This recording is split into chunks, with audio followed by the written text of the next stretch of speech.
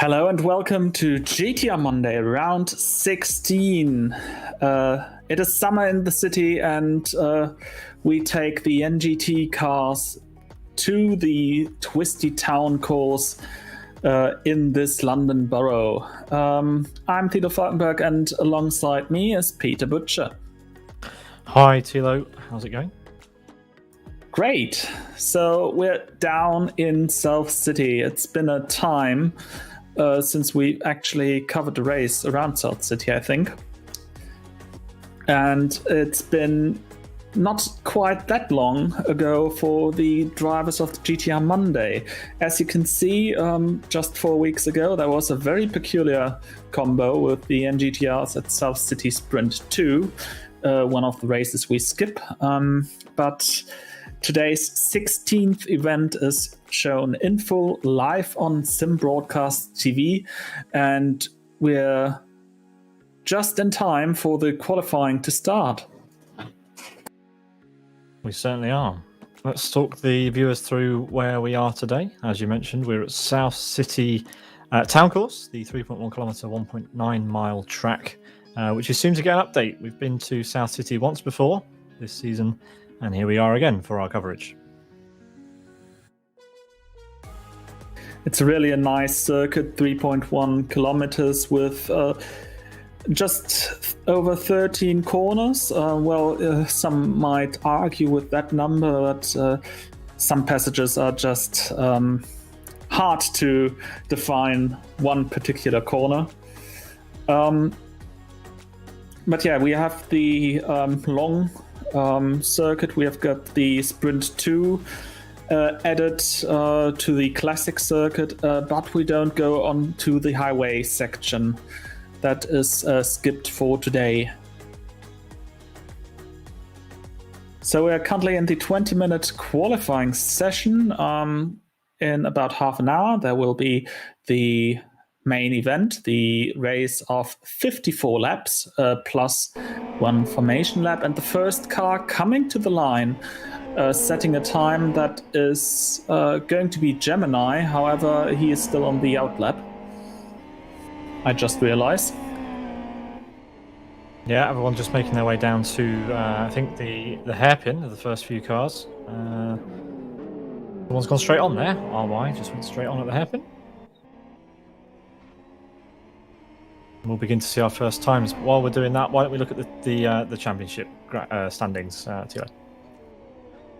Yes, indeed we can, and it's going to heat up, especially with this race coming up. The top 6 are still in reach for the title, with Vytautas Lakunas, Last Lap Motorsports Excellent, currently in the lead of the championship.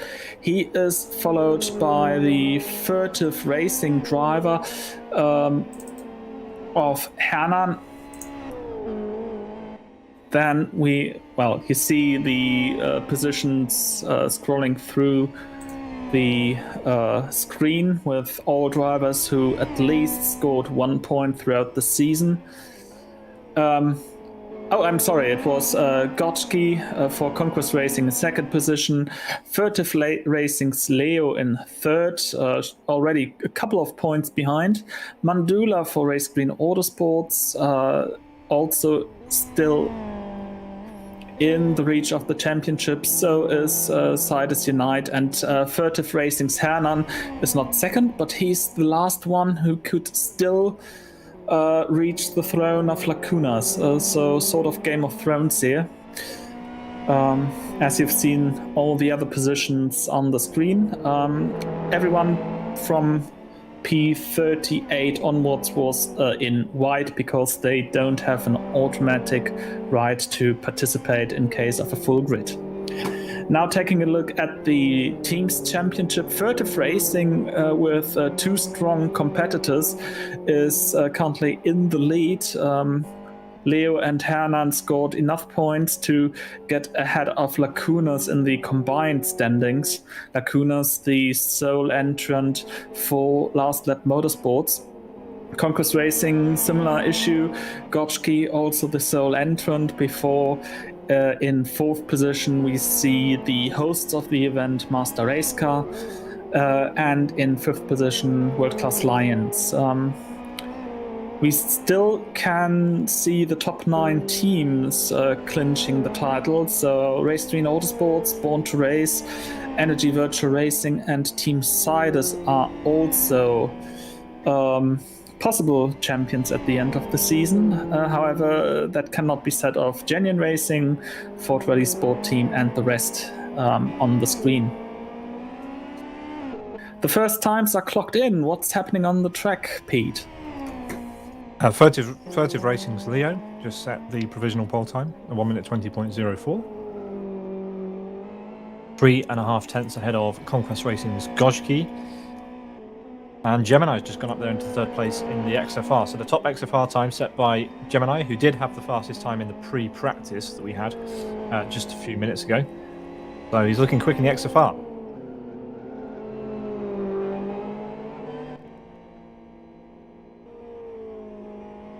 It's going to be interesting to see which car is going to top the standings throughout this race. There is no balance of performance between the cars added for this event. So the vanilla UFR and the vanilla XFR on the streets of South City tonight.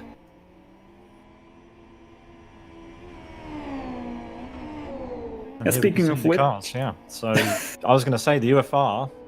Probably the favourite, actually, Thilo. If it's unrestricted, I'd say. Would you disagree with me there?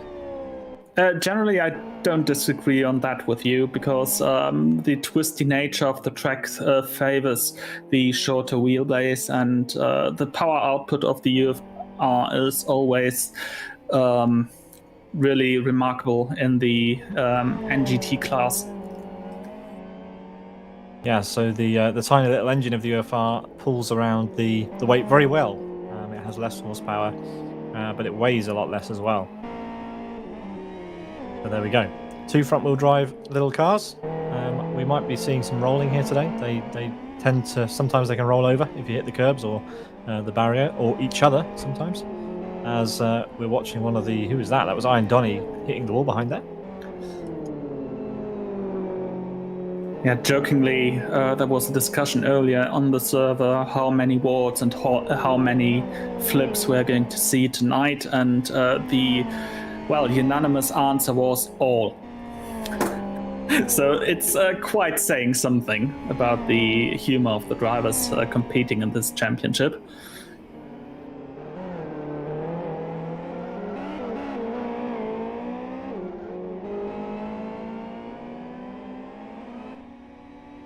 Minutes of qualifying have remained for the drivers, and we have 16 times on the board, backed up by Rick98, who, it's safe to say, has not set a representative lap time.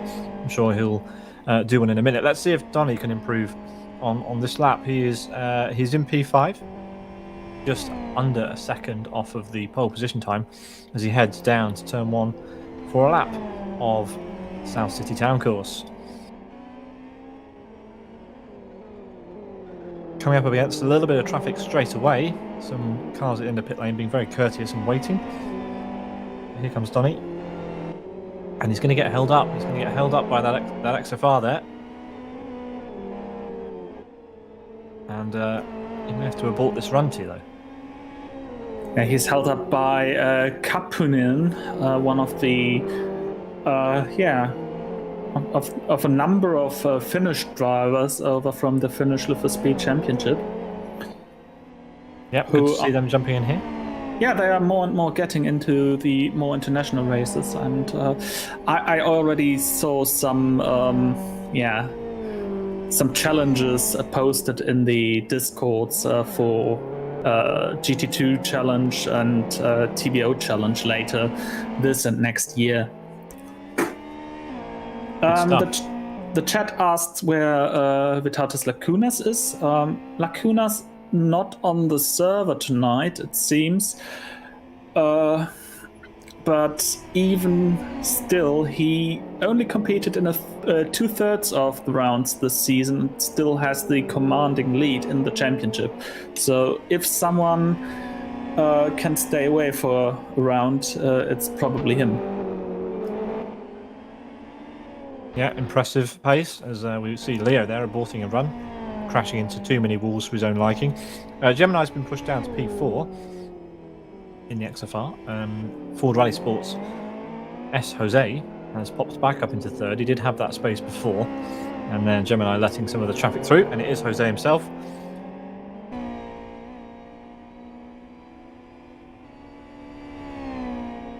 But this is going to be a long race, Thilo. So, you know, the UFR might be quicker over one lap, but it's a tricky little beast over a lot of laps. As Jose smashes into the exit of the final corner, that won't be an improvement that lap. But yes, it's going to be an interesting one. A couple of the drivers on the grid actually have experience with longer races in this car. Either they joined the occasional Ronnie's Tuesday Fun Race XL edition, which featured one of those, or they were in the Open Endurance Cup last year, which saw the GTR, the NGT cars as the top class in that series.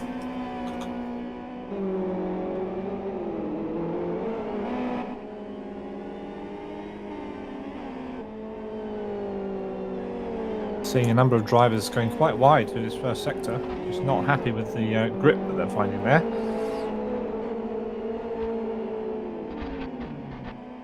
And I hear someone rolling there in the background, following MRC's Pedro BR. So P11 for Pedro, currently the top master race car driver, the host of the series, as Thilo mentioned. Currently in P4 is Gemini 95 in the XFR, and Pedro in the UFR is the next highest. Actually, no, Kig's there in P6, isn't he? Yes, Kig in 6th. Here is Kig. He's done a best lap of a 1:21.01, and he'll want to improve from there. Over a second off Leo's time in the same car. It's not that long of a lap, though. It's only 80 seconds-ish, so that's quite a void over a short lap. Indeed. We're still waiting for a competitive lap of Rick, but other than that, a spread of 6.5 seconds is quite enormous. Yeah, I'm sure Rick will improve at some point if he can get back out on the track. But here comes Kig onto a timed lap down into turn number 2, hooks the curb, doesn't. Yeah, gets up on 2 wheels slightly there, but then down into turn 3. This is a tricky corner. So a number of cars running wide. No such problems for Kig. Maybe even a tap of the apex there. But anyway, into the next one, turn 4. And then the bus stop section at turns 5 and 6 and 7. Nice entry. This is going to be a decent lap if he can wrap it up. Obviously just the hairpin and the long left-hander at the end of the lap to go. I say that. These corners are actually corners, aren't they, Thilo, in these cars? Because they're very bumpy and they do throw you out towards the wall slightly. But anyway, the trickiest braking zone on the track, especially in the front-wheel drive UFR. You can see the amount of rubber that's been laid down there. And Kig gets it a little bit wrong. Didn't hit it with the front. He actually hit that with the rear of the car. It's only a short wheelbase, so that's actually quite impressive. And then he's got this short run down to the final corner. Really, really easy to lose the rear of the car on the brakes here because it's slightly off camber. In the middle, there we go.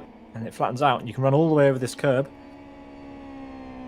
And up to the start-finish line. It looked like a decent lap. Let's see if it's an improvement. P6 currently, no improvement. Well, it was an improvement in time. He managed to get underneath the 1 minute 21 second threshold. However, he did not improve in position.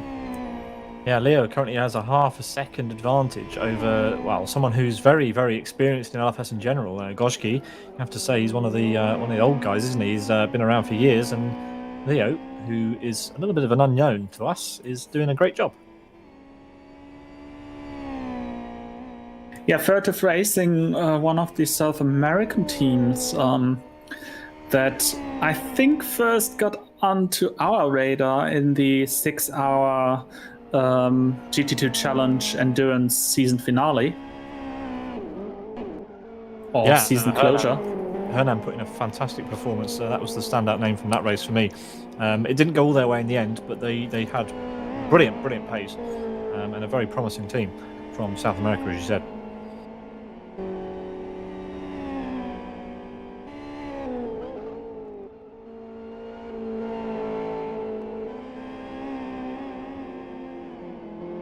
we saw Ryan Donny going quite wide through the bus stop section. A number of drivers have been doing that. Gemini's managed to get back in front of Jose while we've been watching Donny. Only 0.02 of a second the gap though, so pretty tight at the top still.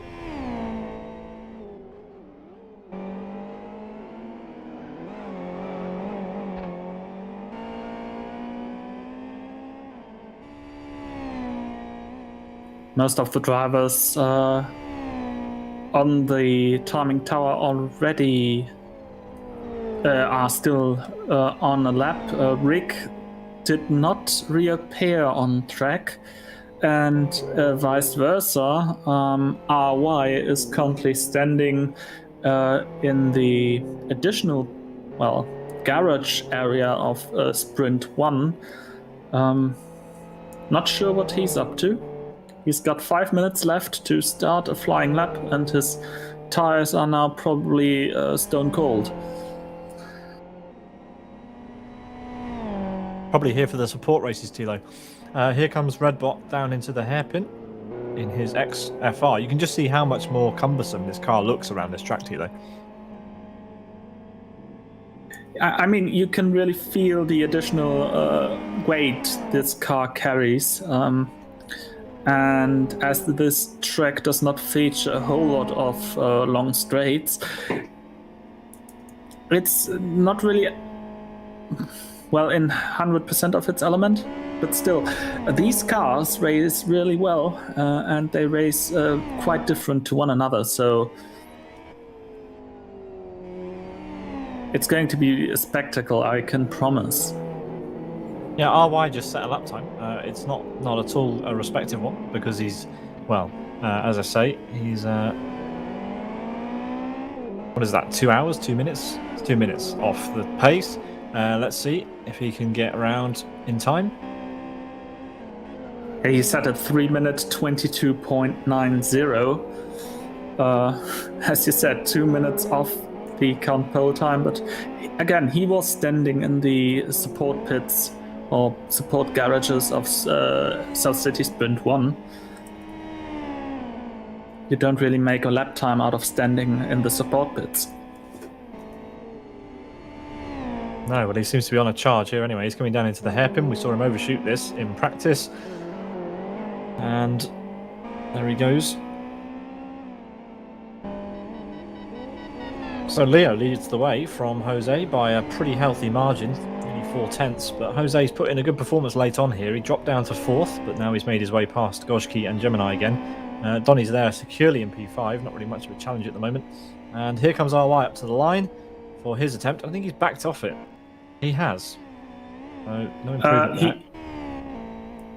Well, that was strange. He spectated right after the first timing line. Timing line, yeah, which is not used in this configuration, but in the other direction. Yeah, so possibly an error. Maybe thinking that he crossed the line when in fact he hadn't. And maybe just a slight lack of preparation, knowing where the timing line is. But anyway, all eyes on this man. Ian Donny with a nice improvement of his time, but he does not improve in position. Now a 120.77 on the scoring sheets. Yeah, decent lap. So Jose has improved again actually as well, Thilo. It's now only a 1/4 of a second to Leo. So it's actually quite tight at the top, which is promising. At the beginning of the session, I thought Leo was going to run away with it because he was quite away in the lead. He looks so committed through the hairpin. That's really amazing how he manages to just fling the car in there.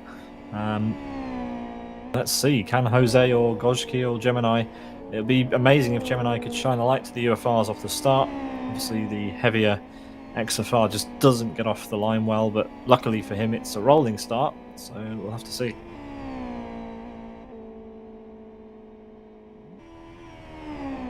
Leo there, aborting his qualifying, and he won't get another attempt in, but it doesn't matter because so far so good. He's on provisional pole. We're watching Gojki, who's just warming up for one final ditch attempt, I think, Thilo. Yes, just to get you up to speed, Jose just improved his lap time. He is still 2.5 tenths behind Leo, but he's getting closer. Yeah, it's exactly the same gap between Leo and Jose as it is between Jose and this man that we're watching. Conquest Racing's Gojki. Final corner. He's winding this lap up really well. He's timed it pretty well as well because he's not got any traffic ahead of him either. And as the clock counts down, he'll be one of the final drivers to set a lap time. Here he comes, cross start finish. That's where RY should have ended his lap, but didn't. And anyway, here we go, down to turn 1. Lovely section there. You get a lot of compression through there in the UFR. Heavy brakes down into turn 2. Great apex from Gojki, but that's what we expect from him. He's super experienced. He should be getting all of these corners absolutely perfect. Nice bit of rear sliding out there. It's important to get the rear stepped out on the UFR, and indeed the XFR sometimes, especially if you want a quick qualifying lap. No power goes to those wheels, so if they're up to temperature nicely, you end up with better corner entry and better corner exit. So here we go, up the hill. Really tricky section, this, especially this one. You don't want to run wide into that wall. I think he's aborted the lap already. Yep, he has. No improvement. That is a shame for Gojki. That looked like a pretty great start to the lap, but it doesn't matter how good the start is. You have to have a good middle and end. Here's Tallenberg driving an XFR through the streets, and like comparing the BMW M8 to anything else in Le Mans, Thilo, this car looks massive compared to the UFR. Indeed.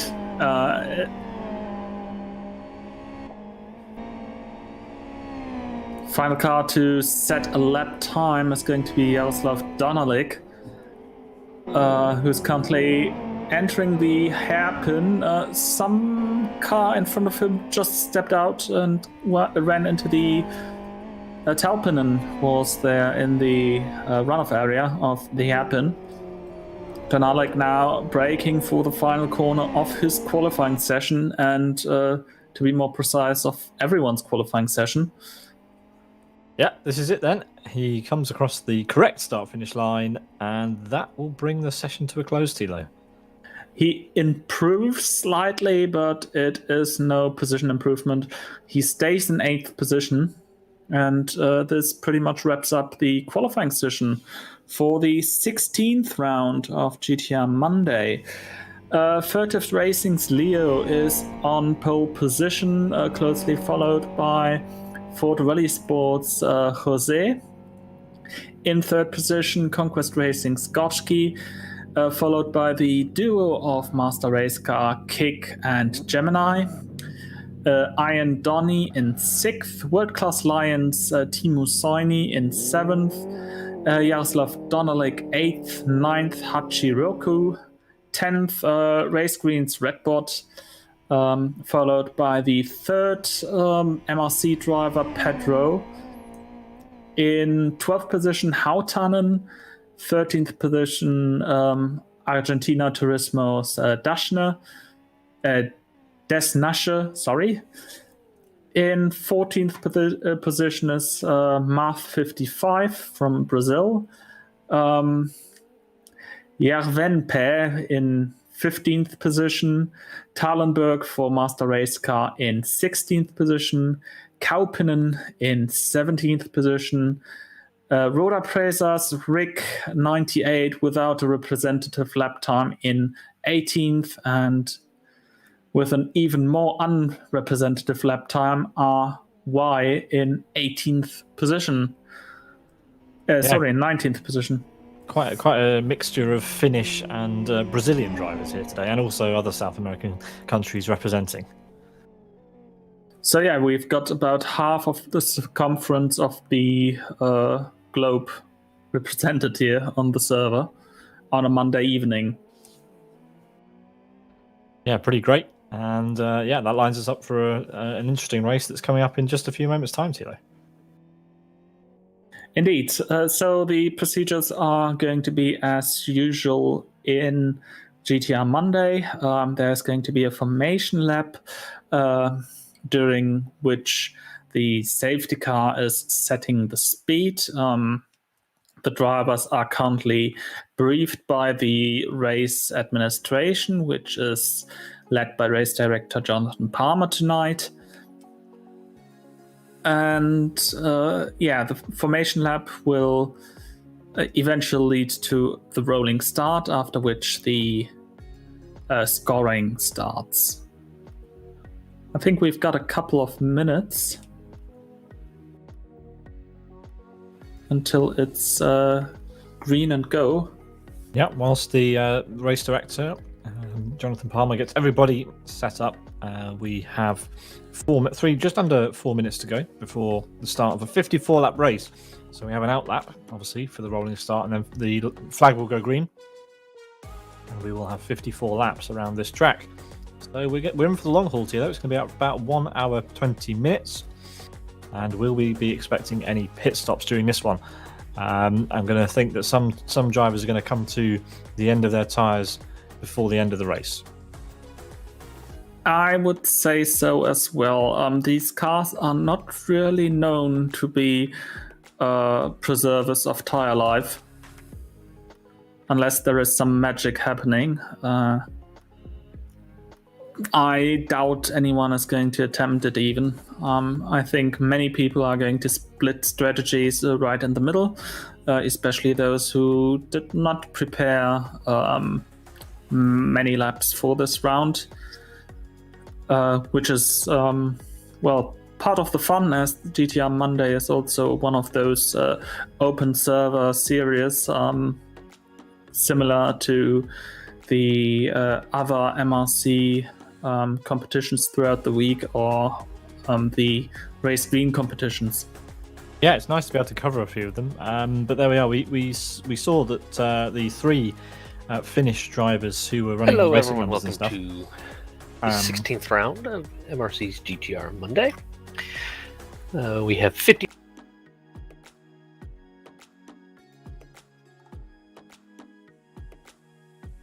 Sorry about that. The voice of Jonathan Palmer out on the stream there. But there we are. That was Jonathan Palmer, our race director, who is putting together the grid. He's just doing the race briefing just now, Thilo. So we may be a minute or so late to the start of the broadcast. The race. But there we go. Where was I? That completely threw me off. We were talking strategy. Yes, there we go. And then I was saying that it's one of those open server series, and you were talking about the fact that it's nice to cover them. Yeah, absolutely. Which, incidentally, leaves us to promote tomorrow's RTFR, I think. Yeah, RTFR. It's been away for, a week now? 2 weeks' time since the last RTFR. Yeah, we're at Kyoto Ring North Hairpin tomorrow. Indeed, and with the Fox, so it's going to be a proper full server, I guess. And I think even we as some broadcast TV need to be early on the server to have our slot reserved. Absolutely. But back to tonight's action, of course. We've probably going to be a couple of minutes until we get going for the warm-up lap, the rolling start. But it'll be Furtive Racing's Leo, who I have to say, that is a fantastic lead. The only driver in the 1 minute 19s. But I wonder what his long pace is going to be like. You mentioned during qualifying the 6 hours, the NDR 6-hour GT2 challenge race. Leo was in that race, I believe, Thilo. Can you remember that far back? Yes, he was sharing the car with his fellow Furtive Racing teammates. Yes, I think with Hernan. Yeah, I think so. I think he was in the top car, and yeah, he's clearly proven himself in longer races. So this should be okay for him as long as he doesn't make any errors and has a decent strategy. Judging by his time, he's put plenty of practice in. Leo just picked the left-hand side for pole position. So he's going to enter the underpass on the shorter line. How do you reckon is the start going to look like? I mean, these cars are tricky, and a rolling start increases the speed from which they enter the underpass. Yeah, they've done a practice rolling start. They did a practice rolling start just before we came on air, and that looked okay. I was a bit skeptical because obviously these cars are very different from each other, even though they are pretty much the same spec. But you know, navigating around South City Town Course and not running into the back of each other during a warm-up lap does prove tricky for some people sometimes. So there could even be drama before the start. It wouldn't be too unusual. But if Leo can get a good run, he doesn't have to worry too much about the guys behind because he has to look quite a way down to find the first XFR P5. The command is given ready when ready, so we are approaching the start of the formation lap right now.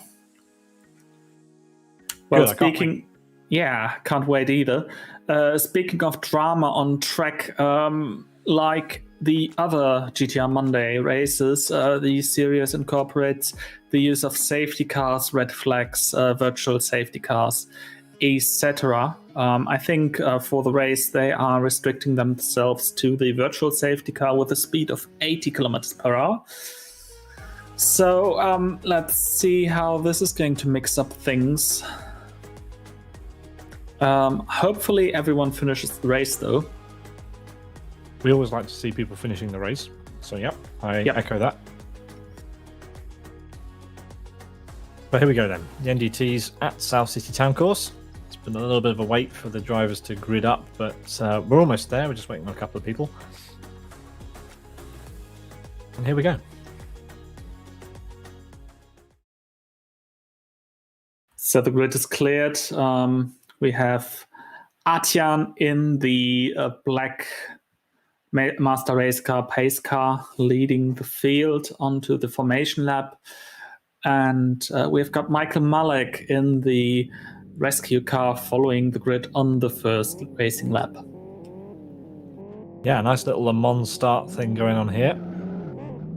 So when the lights go green, the drivers will all pull away and they will start their warm-up lap. Here they all go. There's first of the XFRs and the rest of the field. Reminds me of the GT2 challenges. We've got an RB4. We're doing some flamboyant stuff at the background. Great stuff. Here we go. Cheers to Michael Malek, who is the rescue car driver. As I mentioned, Atyan is the safety car driver, going currently at 100 kilometers for the formation lap. We have Jonathan Palmer as our race director, and we have also Rick Rachitska for Master Race Car in the race direction. Yeah, a big team of people behind the scenes who don't often get the recognition they deserve, but they work very hard to put on these races and make sure that they go smoothly for us and also for the drivers. So there we go, as all the drivers making their way up the hill for the first time. Not under racing conditions, of course. They'll line up into double file position as they head around the hairpin now. And the pace car will pull in, and Leo will be left to dictate the pace for the start.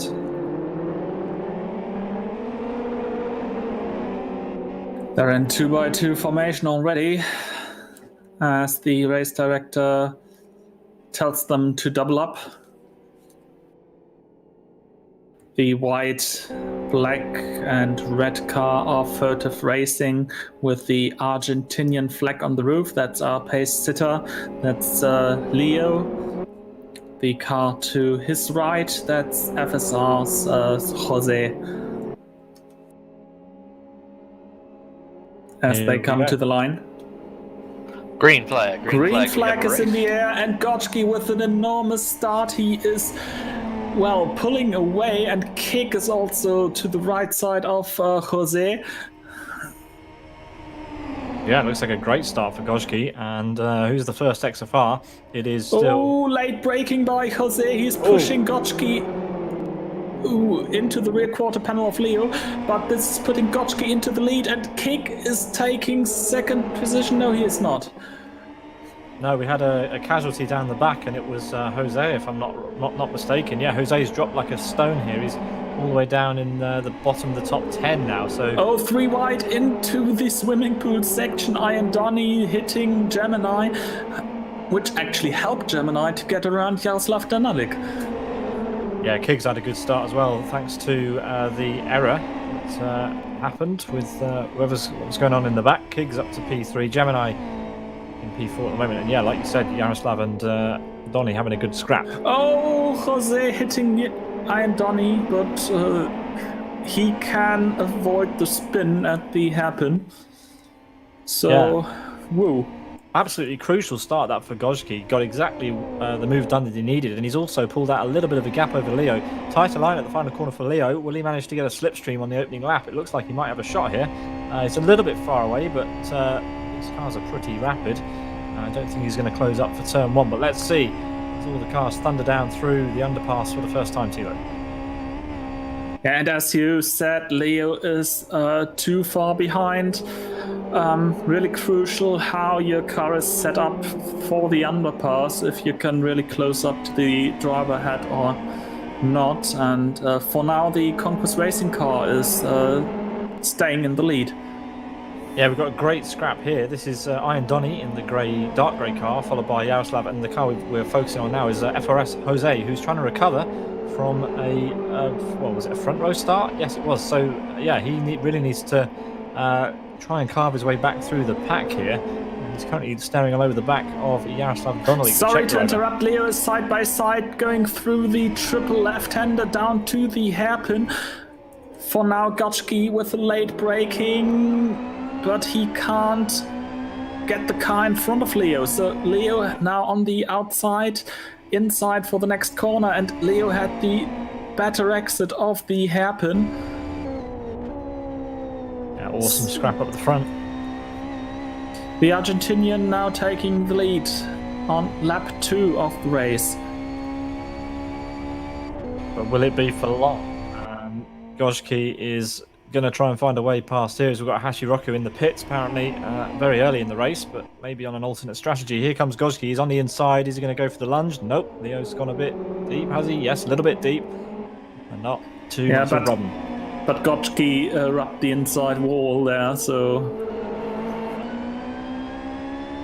Yeah, great racing between the top 3. The top 3 currently are UFRs, and the best placed XFR is dropping further back. 2.5 seconds now off this lead battle. Gojki is putting plenty of energy through the front tyres, through the bus stop. You can see how good of an exit Leo got there. A little bit of a tap on the wall, but he's set himself up well for this long left-hander.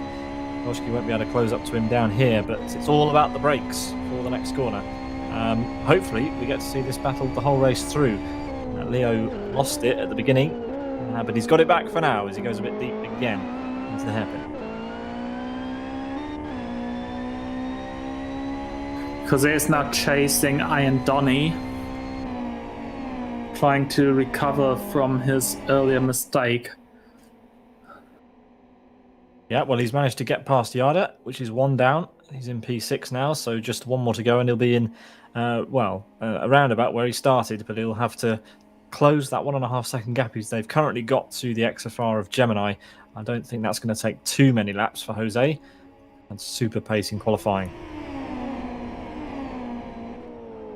Oh, Ian Donny into the outside wall, exiting the underpass, which, yeah, really closed the gap as we are on board with Jose.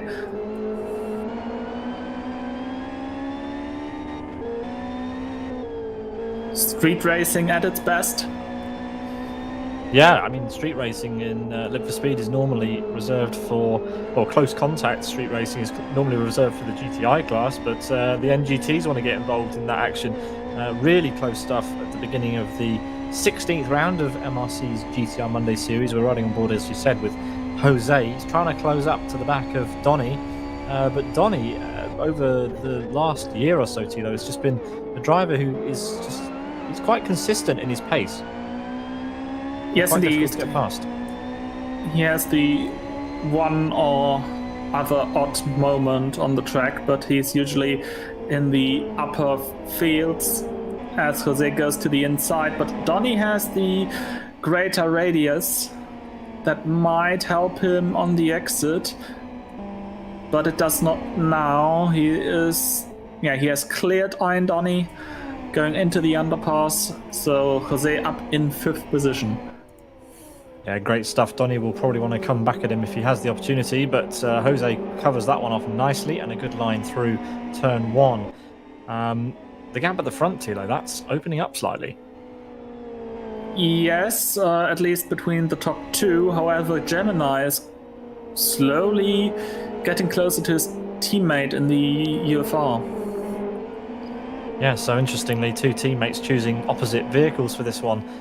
Gemini clearly preferring the chunkier, often considered more stable XFR, it's fair to say, especially around the bumpy track like South City. And it looks like he's using it to good effect. He really is closing up on Kig. And that's a podium if you can keep that.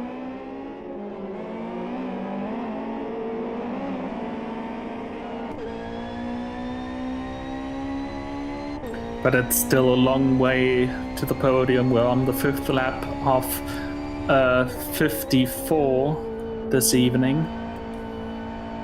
You know I love a good podium, Thilo. As we ride on board with Gemini, let's see. Let's go for a lap on board in the XFR. It's the first time we've been on board this race with one of these, and you'll be able to see immediately how different the lap is in the XFR. It just generally looks a lot more stable as Gemini nearly loses it, as I mentioned that. But anyway, turn 2 for Gemini, hooks the curb nicely and out onto the curbs. You don't want to hit the wall in either of these cars, but the XFR, it can take a little bit more of a hit, Thilo. Is that fair to say? I would say so, although in both cars you are not really enjoying your ride after taking a few hits with the outside retaining barriers. Yeah, I think this is, I don't know, I feel like around South City the XFR is generally more predictable, and it just feels a lot less on edge.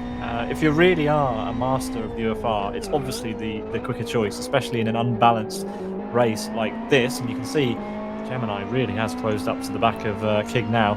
Kig will have to think about what he wants to do, if he wants to defend this place or play the long game. Like Thilo mentioned before, it's a long race. Lap 6. And I have to completely agree with you. The XFR takes the bumpy surface so much better, especially down the hill through the triple left-hander, braking for the hairpin. There are a few nasty bumps, and the short wheelbase of the UFR combined with the, very light construction of the car really makes it difficult to keep it under control, as Gemini now appears to be in an UFR sandwich. Yeah, Jose's managed to clear Donny and Yaroslav very effectively and has caught immediately up to the back of Gemini. So he was on a recovery drive. We saw it at turn 1. Jose speared out of shot at turn 2, and now is caught up to the back of these two.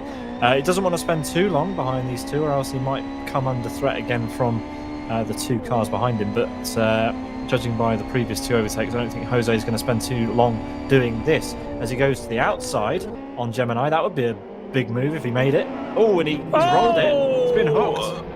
He's upside down. Oh, this could be safety car material. Oh, he's been flipped over by Yada. Yeah, Yada had no way to avoid him. Yellow flags and still cars crashing into Jose. That's not really on. Still again, cars almost. He stalled the car, so he couldn't get away immediately. I think he panicked to get the ignition up and running again. So yeah, Gemini there, completely not his fault. I think Jose just misjudged the turning point, and as you said, you just got to be so careful with UFR. It's so susceptible to flipping over, and I wish I had an instant replay feature. One important difference between both cars, while you drive the corner rather curvy, let's say it that way, with the XFR, you have more of a V shape through the corner with the UFR when driving it quickly around the circuit. And well, a V shape and the more circular cornering of the XFR interfered with one another in this situation. Yeah, certainly. But here we go. We have Leo leading ahead of Gojki and Kig. Donny, Gemini, Yada. Kig was in the wall.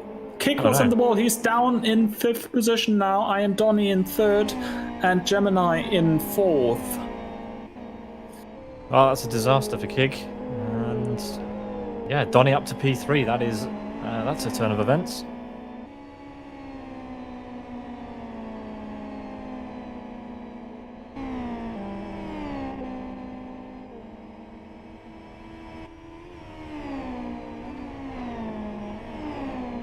Yeah, Gemini looks like he's having to kind of handle some damage on the car now. The rear left of that car is not looking good. Yeah, and Jose rejoins right in front of Gemini. Now under blue flag, obviously. Ooh! Ooh, dear! Oh no! And it's the same car again that's rolled him over. That is, I mean, you couldn't write the script for that, Thilo. And this is a safety car boards and flags. Safety car boards and flags. We have a car upside down going into turn number 3. I really do question what Jose was doing there. I mean, he moved out of the way in such a way that he lost control of the car, and then it just so happened that it was Gemini that was following him, the car that rolled him over in the first place, and he did it to him again. I mean, I don't even know. Anyway, safety car, Thilo. Leo will have to slow down, and that 5.5 second gap now to Gojki is going to become 0. Indeed. RY is in the pits, taking the opportunity to repair his car, from the looks of it.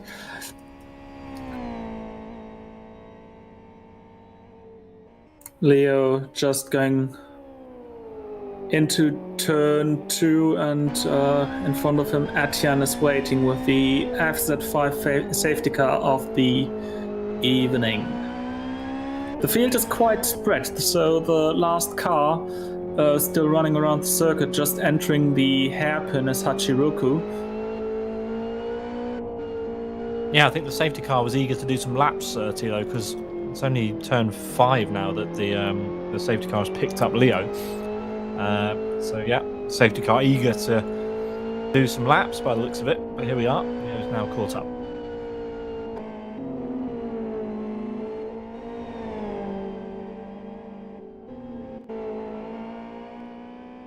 We are going to be in for a bit of a wait here, Thilo. The field definitely is strung out. Gemini and Kig are only just coming up to the long left-hander at the top of the track, and the others are at the hairpin. So we may be under safety car for a while, if indeed the race director wants the field to be completely bunched up. While the incident is sorted, Jose still sat there down at turn 4 on his side for the second time in the race.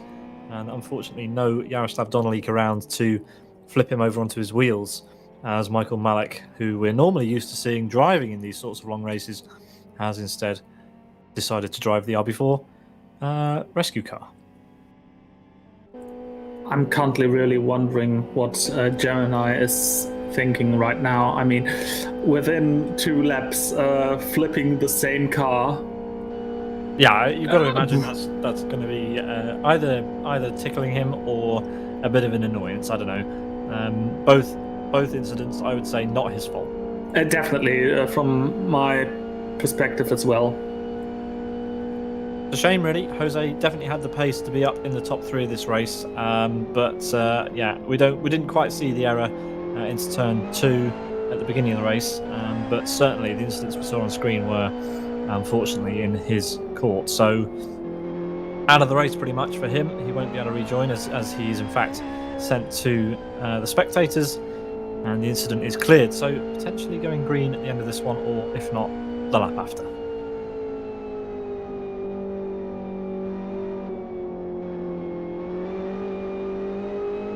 The cars are bunched up quite a bit. The only one lying being a bit behind is Mav 55, but he should catch up as well as the group in front.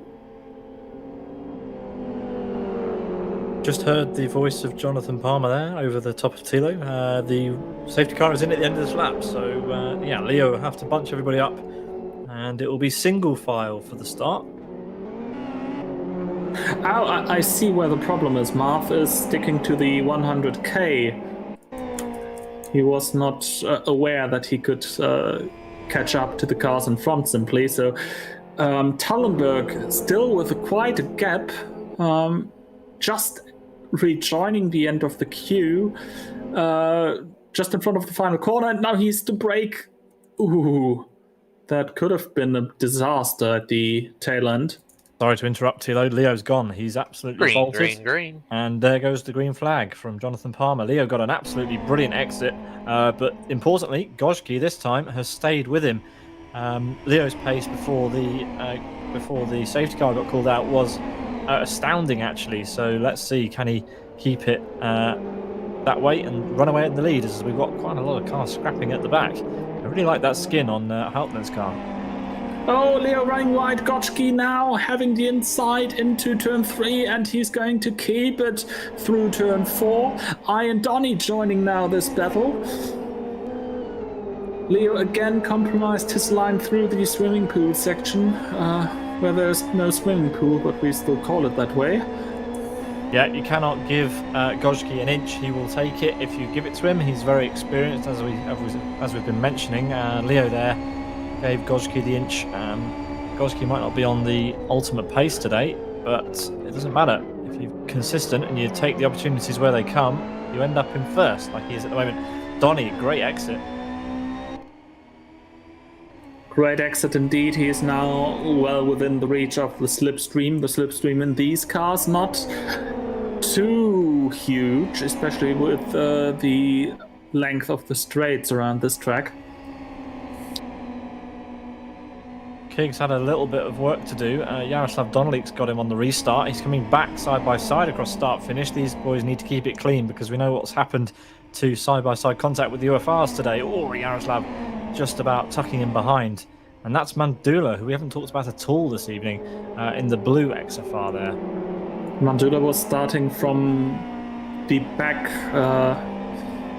unsure what the reason was. Did he miss qualifying? I don't remember seeing him in qualifying. Maybe he did, but I don't know. He hits the wall slightly, and that allows Kig back ahead. Meanwhile, at the front, it's super close again. Oh, Kig is now overtaken by Mandula. Ooh, side by side through the very narrow section of the track.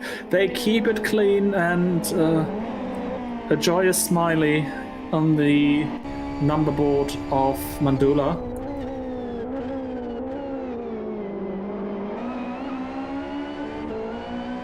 And Mandula also keeps it into the hairpin. Yeah, he won't have the best exit up the hill, of course, with that heavy car, and Kig is going to be right alongside him again, and maybe even ahead before the end. But yeah, this battle's going to go on for a while until they can... there's a straight long enough, basically. Mandula giving Kig the squeeze, saying, no, you don't, round the outside. And this battle is going to wear on onto the home straight as well.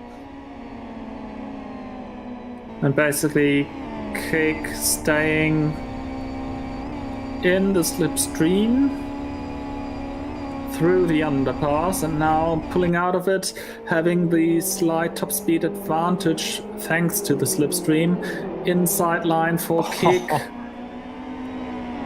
But you could see Mandula with the better line through the corner. We missed the pass at the front while we were enthralled by that battle. Leo has managed to get past Gojki somewhere.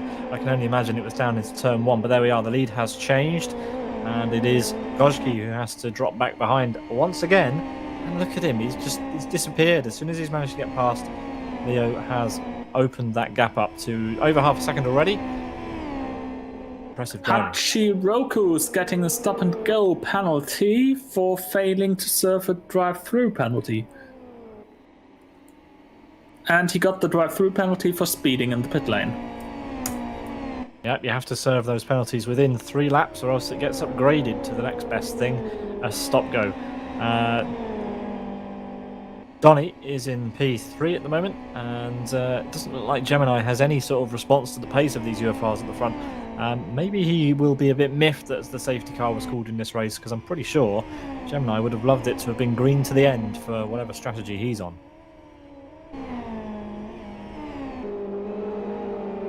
New fastest lap by Leo, a 1:25.4. So he is 7/10 slower than his qualifying lap at this stage. Couple of personal bests now clocking in into the chat.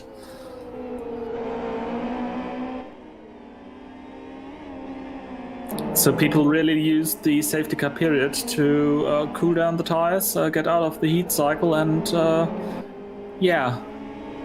use them now to their advantage. Just saw Argentina Turismo's Desnache getting past. He managed to get past Tallenberg, but then got repassed and had a sketchy couple of corners through the bus stop there, almost getting overtaken by Redbot, who's just been backed into Kauppinen, one of our Finnish drivers who turned up pretty late to this, actually, just before or just during qualifying, I think, or actually just at the beginning of qualifying. So a late decision to enter for these guys, but it's good to see them here. Kauppinen currently in P10, the best of these guys.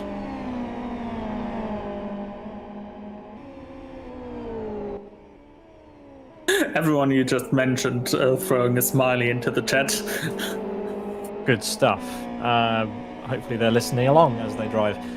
Back at the front, the gap to the gap between Leo and Gojki, 2 seconds almost. So Leo, when he restarts clearly aren't his thing, or rather Gojki is just very good at restarts, it seems.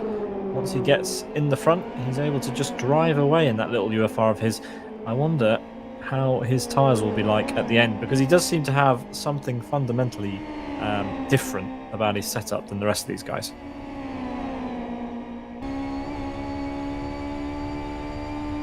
Well, speaking about Gotchki's restarting and startability, you need to remember he has been around for a very long time. He is probably one member of the Conquest Racing squad from back in the day, IGTC and Masters of Endurance, so he has a lot of experience with rolling starts, and with all the Near Dimension Racing competition he is on his belt, this is also the case. You learn those things if you want to be at the top of those events.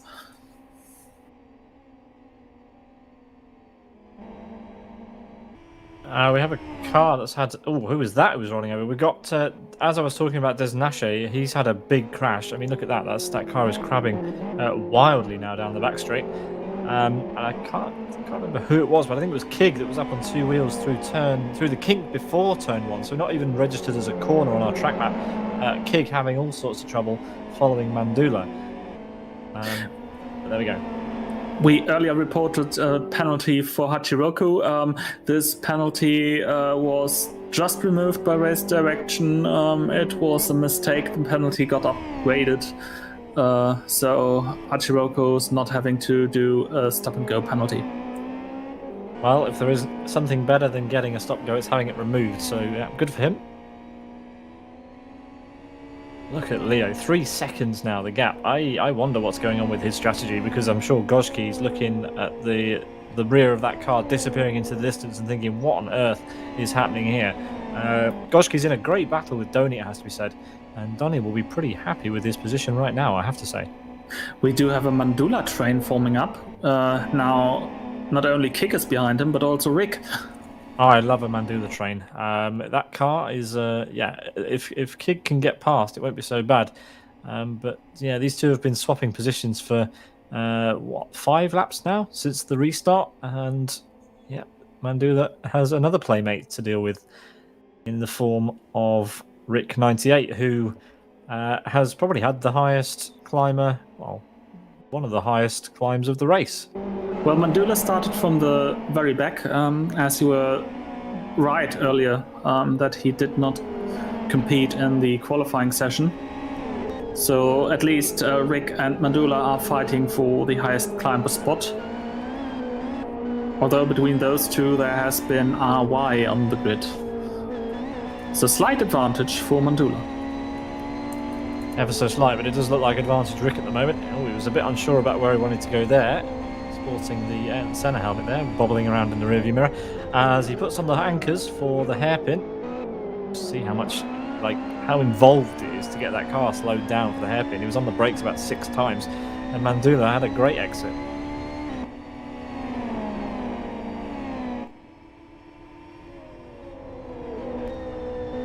Oh, Kicks running slightly wide, but Mandula cannot drive a more compact radius through the corner, and now has to defend from Rick.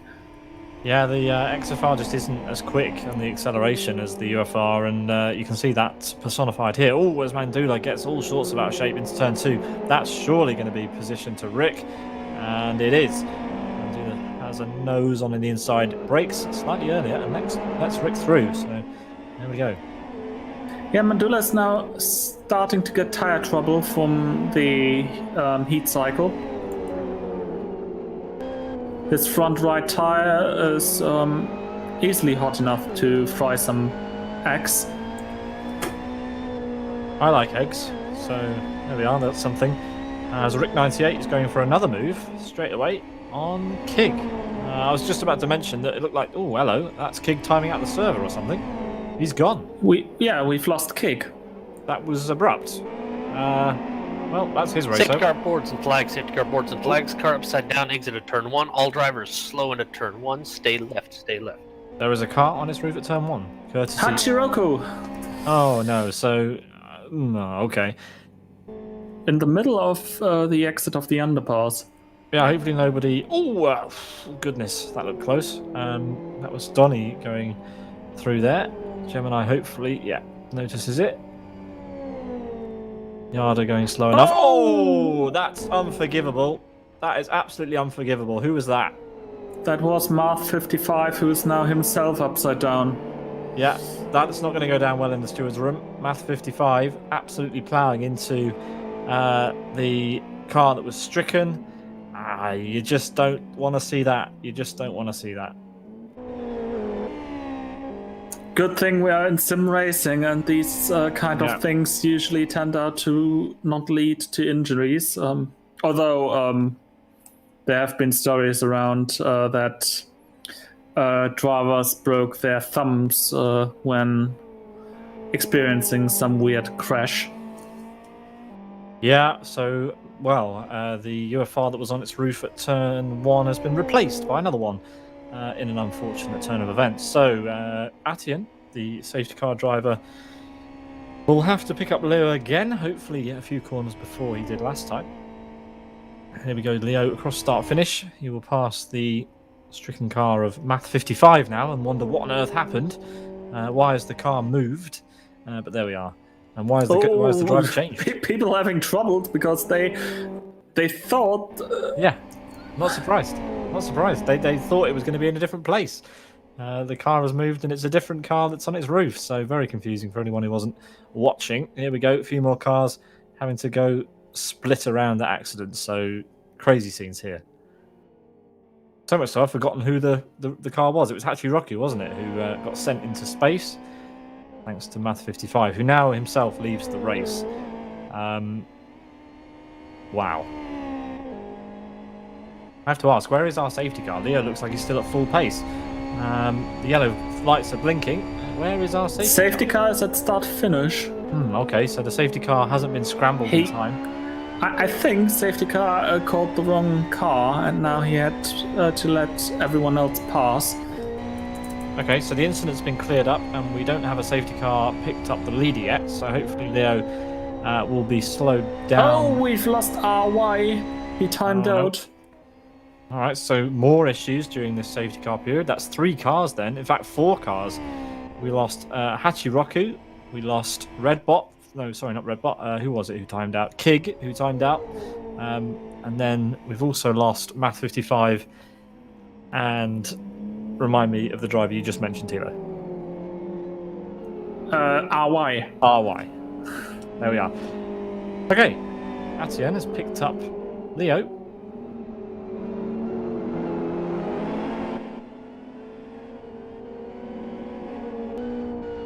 And we'll be down to 14 cars for the restart, and it's going to be backed up by Deshnesha, who had a crabbing episode into the pit lane a few laps ago.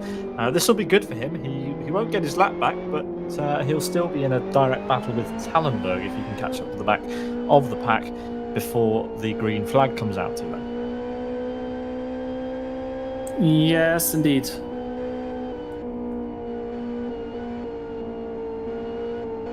So Leo will not like the situation he's been dropped in at all, will he, Thilo? Because we've been here before. We've been here twice before, in fact. A rolling start at South City Town Course tonight. This is the third.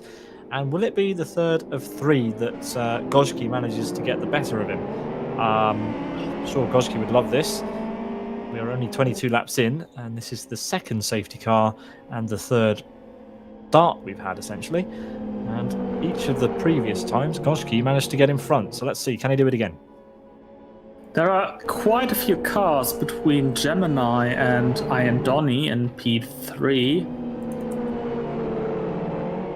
Oh well, one of the cars was Michael Malek returning to his rescue car spot, so he doesn't count.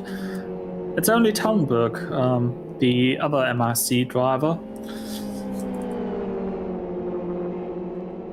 Yep, so there's going to be one more lap, I think. We might hear Jonathan Palmer's beautiful voice over the stream telling us that it's the safety car is in this lap. We'll hope that that's the case.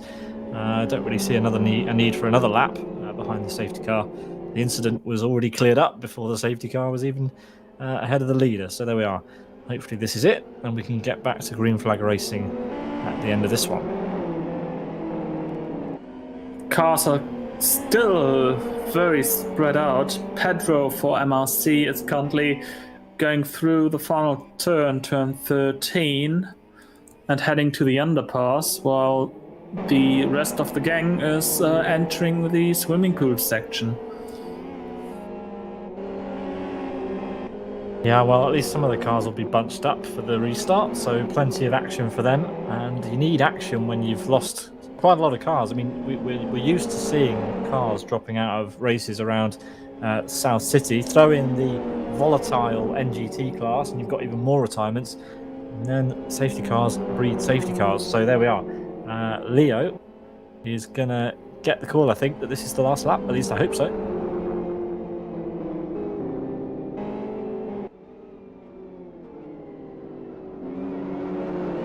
We haven't had confirmation yet that this is the final lap. Thilo, I don't know if you can shine any light on that. It's still saying yellow, and I think at this point this means another lap behind the safety car.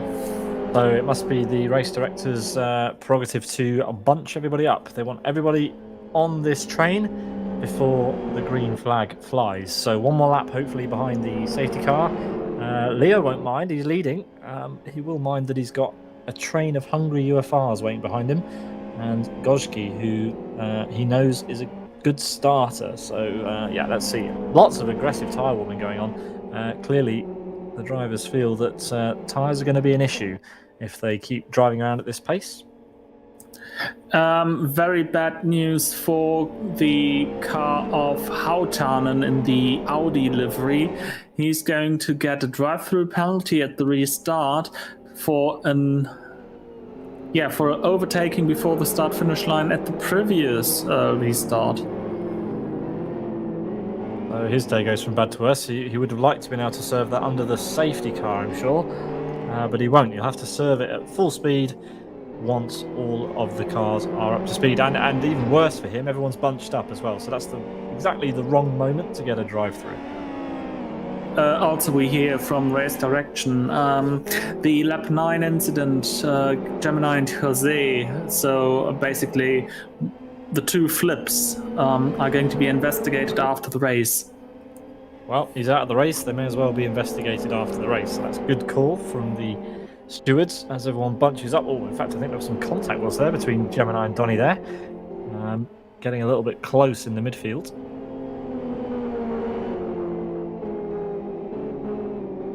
We have now one line of cars, and the race start signal has been given.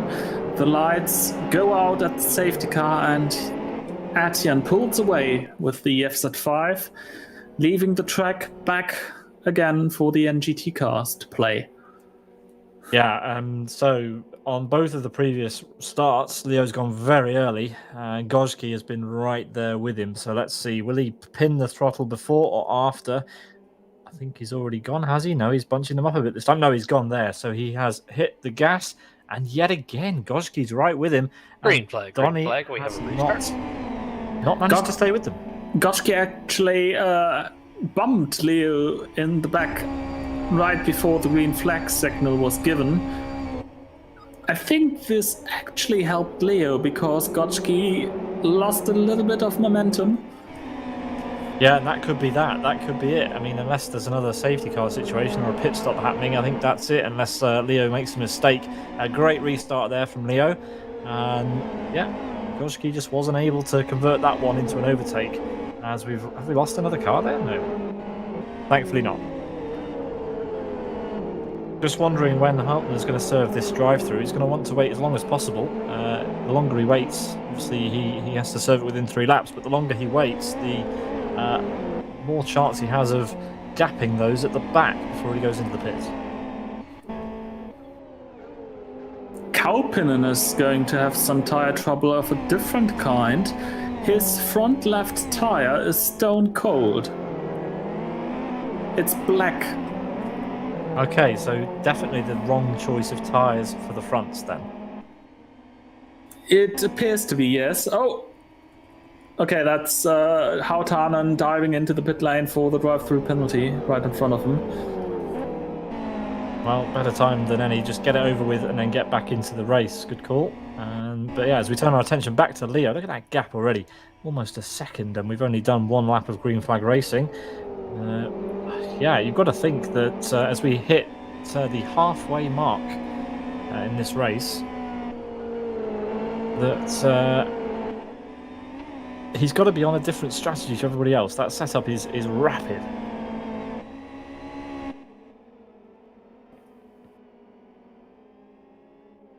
Put it another way, Thilo, if he's not on an alternate strategy, that is a drive and a half. Definitely. Yeah, a drive we're more used to seeing from the likes of Lugutskas, who is not with us today. He has decided he doesn't need to compete in this round, as we get this overhead shot down into the hairpin, and you can see how much the cars condense and then expand as they come out of the hairpin. Just to put it into perspective, even if Gotchki, who is currently in second in the Drivers' Championship, wins this round for, well, with some help of Leo maybe, even under such circumstances, the Lacunas would still lead the championship by 30 points. Sorry, by 40 points. Big lead.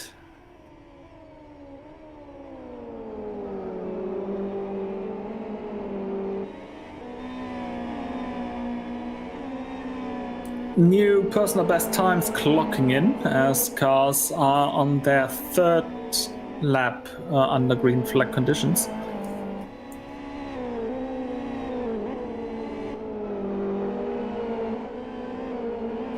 Furtive Racing's Leo leads round 16 of Master Race Cars GTR Monday, broadcast here on Sim Broadcast on Twitch and YouTube.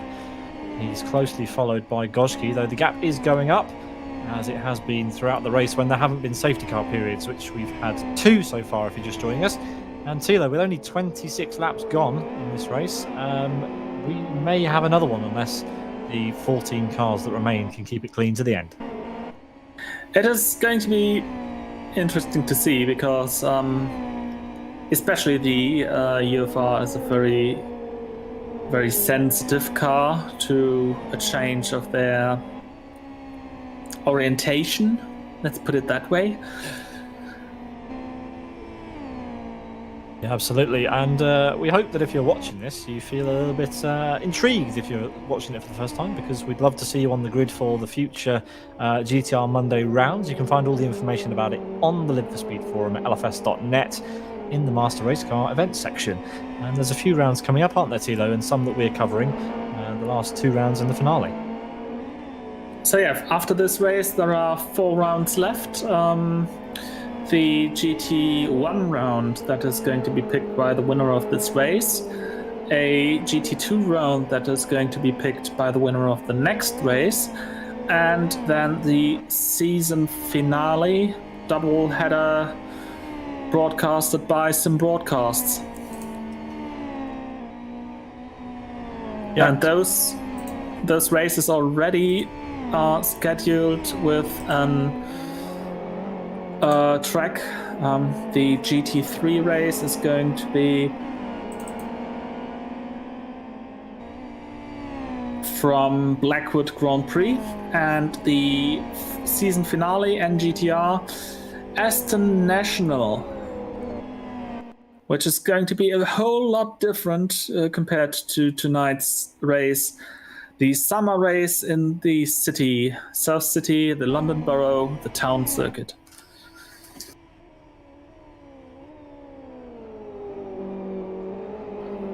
Back to the track, and it looks like Leo is pushing this gap up and up. It's not going up as quickly as it did before the safety car, but his car is a lot older. The tyres have been through some heat cycles, and maybe Gojki's warmed up a bit. I don't know. But anyway, 1.5 seconds currently separates these two.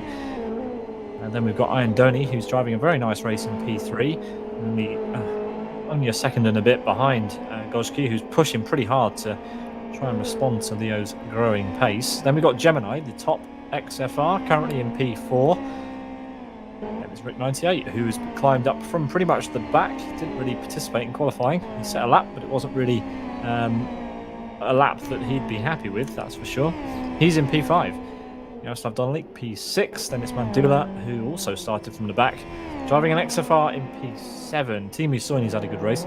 World-class lines. He's in P8. Navigates the hairpin nicely there. Pedro from Brazil for Master Race car in P9. And Race Green's Redbot rounds out the top 10. Redbot and Mandula both in the XFR. Yeah, and as I was mentioning at the beginning, I didn't expect it to be like this, but it seems as though if you drive an XFR, you're more likely to stay in the race because we've lost a number of UFRs. It's somewhat leveled them out, I'd have to say. Indeed. I'm just wondering if we even lost one of the XFRs. Don't think so. I don't recall. I did think at the beginning, before qualifying happened, that Kig would be driving the XFR, but he wasn't. He was driving the UFR, so we lost Kig, and he was in the UFR. So I don't think we have lost any XFRs. Not of the top runners, anyway. And here we go, Leo heading down into the hairpin.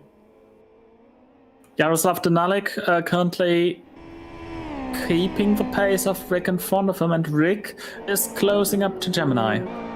All right, so we're going to have more fun with Gemini's XFR being hounded by the fast-paced UFRs. Yeah, we haven't seen Rick obviously this high up in the grid, so let's see if he can catch up to Gemini. I think he might be dropping Jaroslav at this point. He's certainly closing up to the back of Gemini, you're right. 1.4 seconds currently between Gemini and Rick. About the same gap to Donelik behind. I love seeing these cars jump over those curbs. It really does show off the physics in Live for Speed, doesn't it, as they kind of hop their way across the Turn 1 exit. Good thing the roads in South City are, well, much cleaner and much more leveled than the roads in my hometown. They would jump all over the place, I can promise you.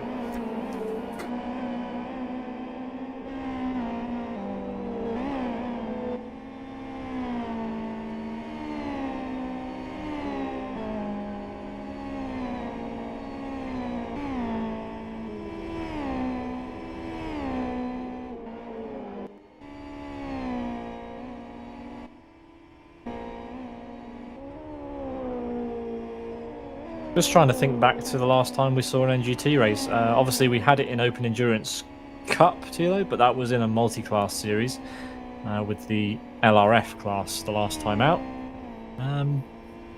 Yeah, apart from being involved in the GTR Monday calendar, it's not been that popular recently.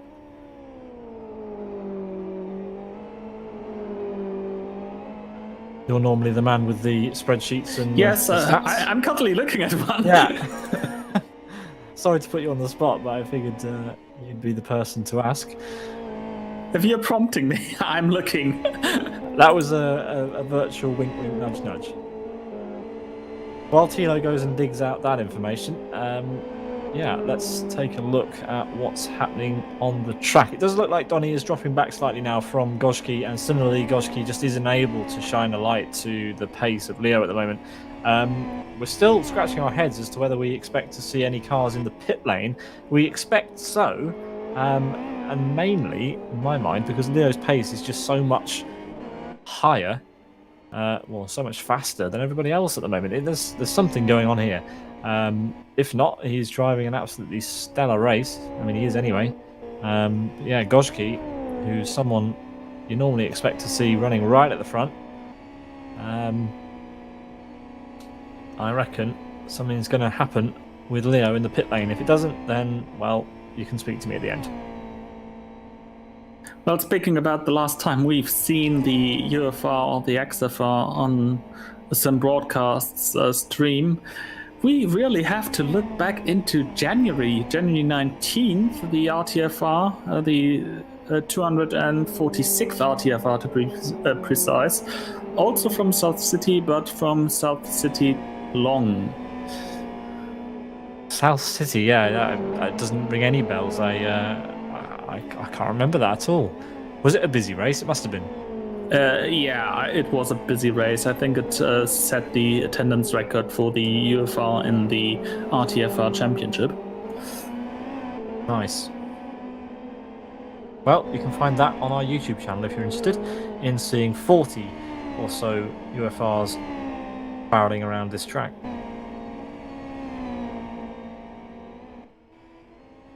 Back to the 14 cars we have left here. Leo is 3.14 seconds ahead of Gozki for Conquest Racing. Then it's Iron Donny, who is a further, 2.5 seconds behind Gozki. Gemini now 10 seconds behind the leader, being caught hand over fist now by Rick98 for Road Appraiser Racing Team. And Yaroslav Donolik's trying to stay there, trying to close that gap, trying to stay with them in case of any errors. I'm sure there's going to be something for you, Yada, before the end of this race. Don't you worry, my man. There are still 20 laps and the remainder of this lap to go.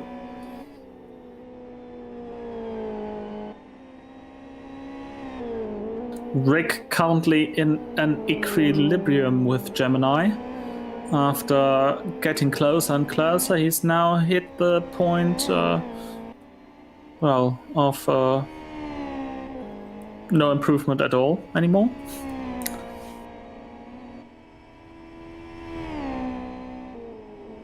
Someone we have not talked about this whole evening is Timo Soini, the sole representative of World Class Lions, who is in a strong 7th position right now.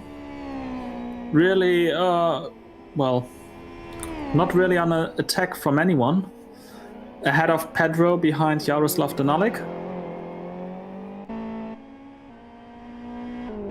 I'm just questioning, has Mandula been in the pit lane while we've been watching that, or did something happen? Because he's down in 10th Mandula now. made a pit stop, you're correct.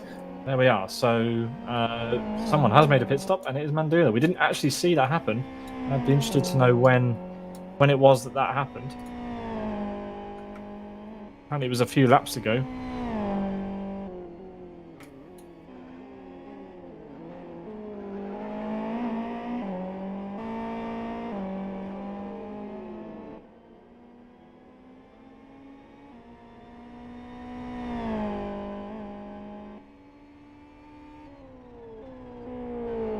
But Mandula has blinked first, and he came out in P10, so that gives you an idea of kind of where drivers are going to come out. He would have been a little bit frustrated by the safety car if that was his actual strategy, because obviously just before his pit stop, everybody was bunched up and the safety car came out. So, let's see how far through the field he can catch or make up places. He's a fair way behind Redbot at the moment. but we do expect some other pit stops to happen. I think for Mandula, the last safety car period was just too early.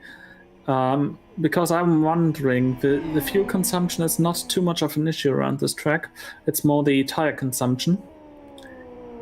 Probably he didn't feel like risking it and using the last safety car for a full service already. However, due to the safety cars, well, I think the tire life and also the fuel window has slightly moved. So I think we can see in the next couple of laps if there are further drivers on the one-stop strategy.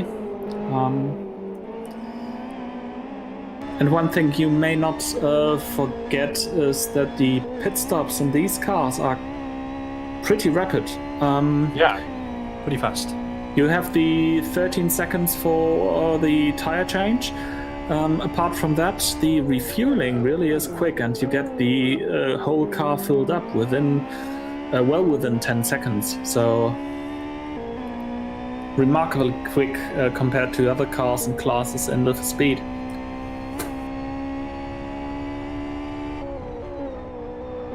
We're riding on the nose cam of Rick 98 for Road Appraiser. Started way down the order, is in P5 and chasing down Gemini. Oh, we've got his car upside down, and must see Pedro.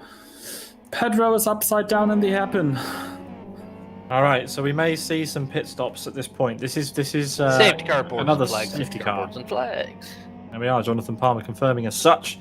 Hopefully we don't have any more drama with cars crashing into that stricken car.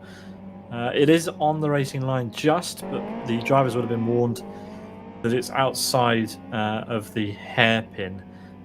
So Master Race Cars Pedro Biar's Master Race Cars Pedro Biar, his race has come to an unfortunate end. Another UFR that has rolled over, Thilo. Indeed, and one important factor: the pit lane entry does not close. Unless, of course, the car that causes the safety car is on pit lane entry or something like that. Yeah. So if Leo stays out, Gotchki stays out. I've got my eyes on the pit lane. No one's come in at Donnie the back. stays out. Yeah, Gemini's. What's he doing? He's coming in? He's committing, yes, he's coming in. There we are. So Gemini's on the lane. 98 stays out. Yeah, Rick stays out. Is Yarda going to blink? Is he going to run a risky alternate strategy? No, he's not. Neither's Timo Soini. Redbot is now approaching the pit lane. I wonder if he'll come in. Doesn't look like it. No. Mandula's already been here, so this is perfect for Mandula. This is absolutely perfect for him. Anyone who is ahead of him who hasn't stopped, Mandula will be in the perfect situation, Thilo. Could it be another surprise for us in Mandula, potentially climbing positions through great strategy calls? What do you reckon? It's currently not looking too much like it. I mean, those who committed to the pit lane did so at the moment on the pit lane. Mandula's just got past Gemini. Gemini is repairing damage. He had a very long pit stop. Maybe. I don't know whether that was an accident. I don't think Gemini's damage was holding him up that much. Look, he's lost a load of places. He's going to lose out to Houtenen now, even. Obviously, Houtenen hasn't been in the pit lane, but crucially, Mandula has. So Gemini, is that a bad call? Not really. It really depends on what the UFRs are going to do. If the UFRs are staying on their set of rubber and going to the end, I think you couldn't have done anything to really improve yourself. If, however, they are all having to come to the pit lane, and I'm not too sure about tire life, even though we've seen a couple of safety car laps by this point in the race. Well, let's think about this. Gemini is currently flat out following Houtenen. The safety car Well, the stricken car is still on track, so if Jonathan Palmer decides to do what he did last time, there could be 2 extra laps, which means that should be plenty of time for Gemini to catch up to the back. So maybe it wasn't as bad a call as it possibly could have been to repair that damage. He'll have a fresh car, albeit there might be some lingering other damage that we don't know about. But he'll have a fresh car, fresh rubber, and P10, a lot to work with. I completely agree with you. Safety car will be out for an additional. Oh, we've got another car upside down, and that's Mandula. Under safety car. That happened? I really wish we had a replay of that, because that is a shocker. Mandula, who we were talking about as being a potential dark horse in this race, has rolled it under the safety car. I mean, what is happening in this race? This is one of the most bizarre races I've ever watched. Up to this point, the most bizarre race I have commentated on in quite a while was the opening round of this championship, with the tire drama at the very end of the field, leading to a podium finish for Redbot. But this doesn't make sense. How does that happen? I have no idea. Mandula has no idea, I think.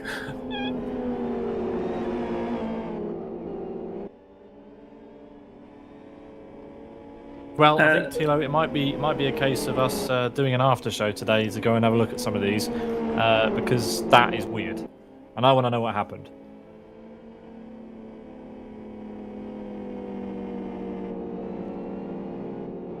So the whole grid is nearly called the pace car line. I think this is going to be the last safety car lap. In at the end of this lap. And indeed, the race director, Jonathan Palmer, is calling it safety car in this lap. Well, Mandula has made it the first... Is it the first XFR assignment? Yes. I don't even know. Lost count at this point, Thilo. 12 cars remain.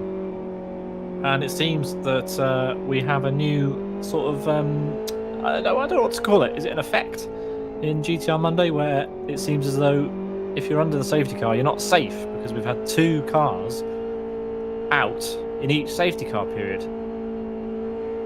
Except the first one. Oh. Ian Donny, Rick 98, Hautanen, Desnashe, Math 55, all investigated after the race. So half the field then? Yes, it's giving some Austrian GP vibes. Yeah, has NDR been renamed to the FIA? Is what's happened?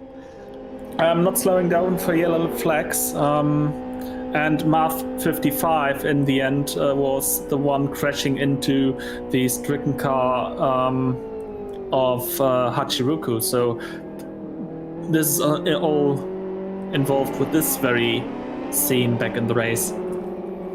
Jonathan Palmer kindly reminding me in my ear that it is in fact MRC's stewarding panel in effect today, and NDR's race controller. So there we are. Safety car has vanished into the pit lane, and after now 9 laps with safety car involvement, Green flag. The green flag is out in the air again, and Gotchke is already trying to get into the slipstream through the underpass. It's not really working. Oh, big hit for Leo. Inside line for the Conquest car, but the Furtive Racing driver keeps the position. Yeah, that was absolutely brilliant. Gojki erred on the side of caution there, and I think that was the right call. He is going to come under a bit of pressure from Donny up to turn 3. Donny thinks about it, doesn't go for it in the end. And we have 12 runners, but it's all action at the front once again. These 3 have been providing some excellent action and excellent racing throughout this race, but that is the 3rd safety car period done and dusted. Will we see it again? Hopefully not. Leo leads the way. He's learnt how Gojki does the restart, and I think that is that, if Leo can keep the hammer down. Better exit from the swimming pool section for the Polish, but breaking into the hairpin is quite difficult to overtake with the dancing nature of the UFR. Yeah, keep your eyes out for Donny. He's also got a good exit, and he's in the slipstream of the Conquest Racing driver. I do wonder, I mean, we were on lap 40 when it went green again, Thilo, and these guys haven't made a pit stop, so maybe they know something we don't. They are driving the race after all. And here we go, up to the start-finish line for the first time under green flag. Well, fuel consumption is not too much of a problem around this track for the UFR. It really is tire life, and if tire life could be extended by all those safety car periods, they might be in a very good position with the 12 laps remaining in this race. Oh, Donny! Cut back into second position. Well, that is a turn of events. I do not really understand what's happened there, but it must have been a move at turn 3 for Donny. A great move, I'm sure. Just missed it, but Gojki, is this the lowest he's been in this race? I think it is. I think so, yeah.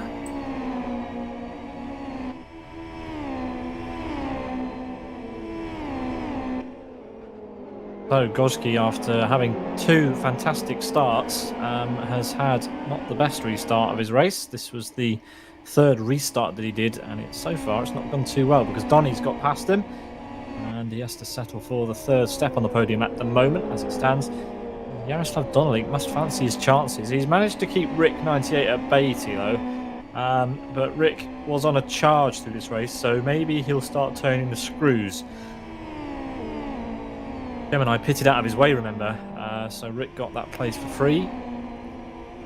Speaking of Gemini, he's side by side with Haltnen, and there's contact. Oh, and there's going to be a huge crash there. That is, oh my goodness me.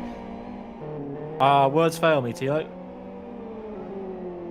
But everyone is still pointing into the right direction, and with all rubber on the road. I mean, 2 don't go. I mean, you can go side by side quite easily through that little kink. It's not even classified as a real corner. And Gemini was squeezed into the wall, and that rebounded.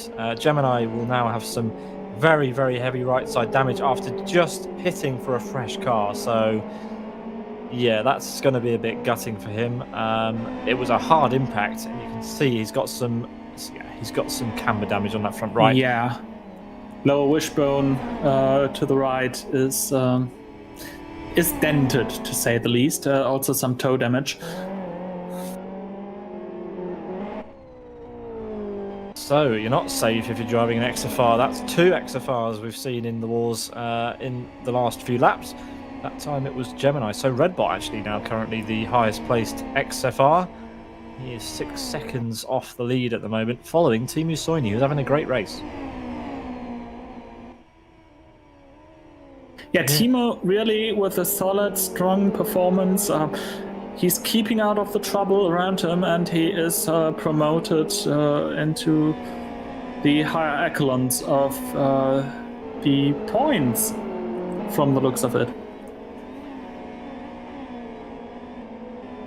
Yeah, Teemu Soini, who is probably widely regarded as one of the most gentlemanly drivers in Live for Speed at the moment. I mean, yeah, I don't think anyone is going to argue with that. No. Currently P6, which is, well, a lot higher than I think even he would expect to be. When I'm racing him and I'm at fault at making contact with him, he says sorry. So he's really one of the gentleman drivers in Live for Speed, and he's putting a remarkable performance here tonight. Yep, if you're listening to me, don't mess it up. Anyway, back to Redbot. Trying to get him off the hook for the commentator's curse? Pretty much. Yep. Okay. I don't want that blame today. We have a change of position briefly on the timing tower, and that's because Gojki has caught back up to Donny. These 2 are battling, and side by side through the underpass.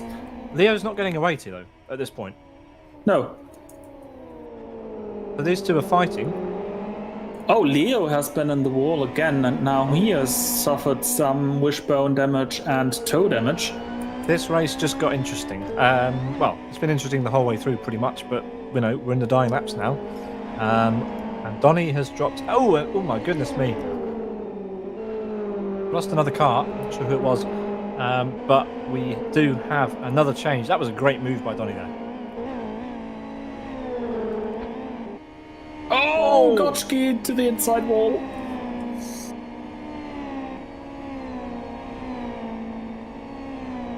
this race has not ended the way that Gojki wanted. He was knocking on the door of the first place, and with Leo seemingly having trouble now in the wall, Donny is best placed at the moment to pick up the pieces. If Leo's got damage that's going to maybe worsen his tyres, maybe we'll see a brand new winner.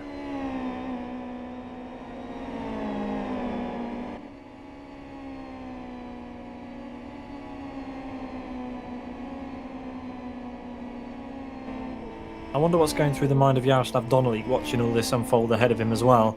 I'm sure Yara would absolutely love a podium. I can't remember the last time I saw Yara on the podium. Maybe he can remind me about that post-race. He will. He will.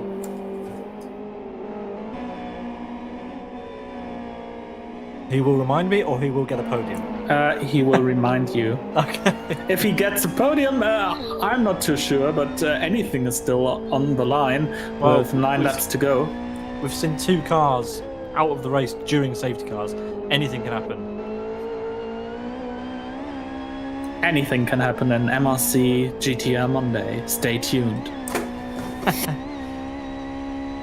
Anyway, Leo leads the way. 2.3 seconds now, the gap between Donny and Gojki, because of the battling that was happening with them throughout the previous laps. But it is Jaroslav Donnelly who has caught up to them a little bit because of that. And then Rick98, who has cleared the traffic, partly thanks to them rolling themselves out of the race. And it's Teemu Soini, who is the surprise entry in at number 6. And Redbot, who's chasing him down. There's not many cars to go, so I may as well finish them. We've got Gemini, who was in the wall a few laps ago. It looks like he's been in the wall again, Thilo. That damage seems to have got a bit worse, unless it was just I wasn't paying enough attention the last time I looked at him. There we are. Kaupmanen's been down the pit lane. He will rejoin in P9. And it's Tallenberg, P10, and there's Nashe in P11.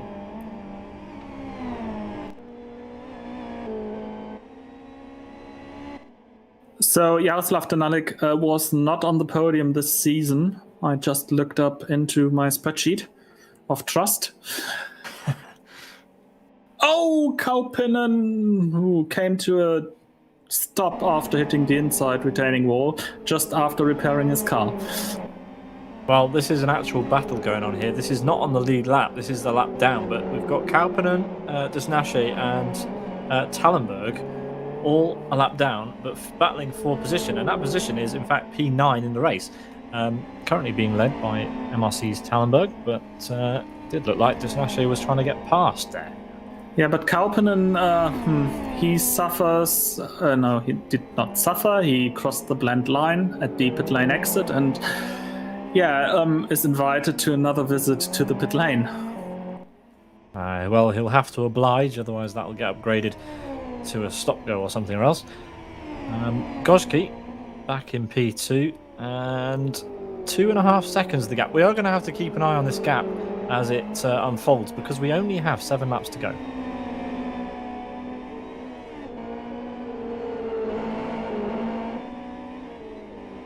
Gojki driving that very nice Conquest Racing livery. I do love the Conquest Racing liveries.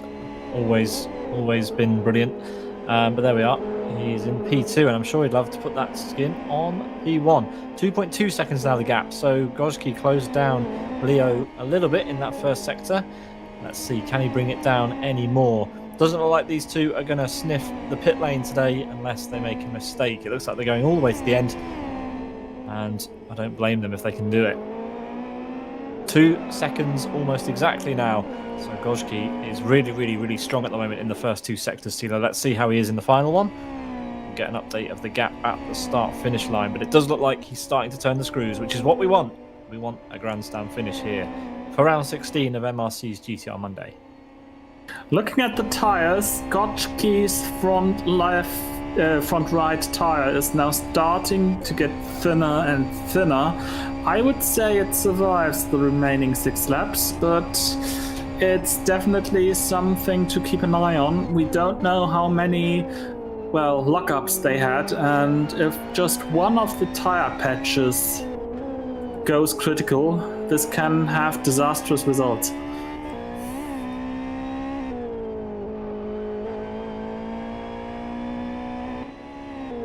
Well, Leo is undoubtedly starting to struggle.